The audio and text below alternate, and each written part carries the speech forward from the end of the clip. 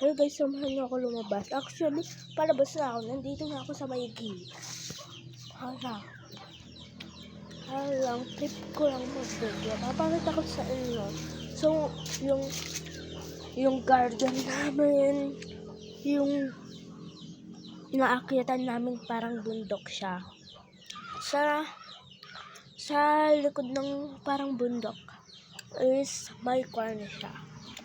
May bantay. Alam mo yung bantay? Yung mga bato-batong inaakyat. And yung garden muna unang pakita natin. Ayan yung garden. Kasama na dyan yung daan. Oh, maulan-ulan na naman guys.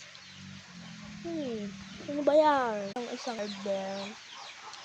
Parang makalat ang halaman pero hindi. Nagdikit-dikit lang yung halaman. Maulan-ulan na naman. Tapos palang nangulan na agad. So, maligo. Yan, doon sa likod niyan.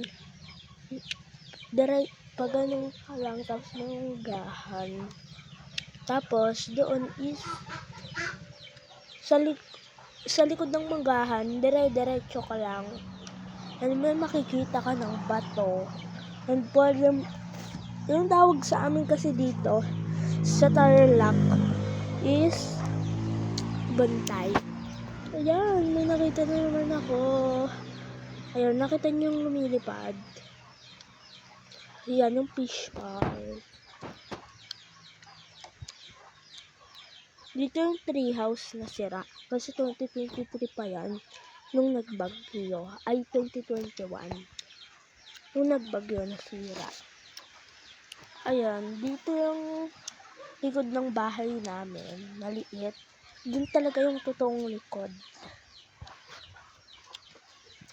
Yan, maulan-ulan di.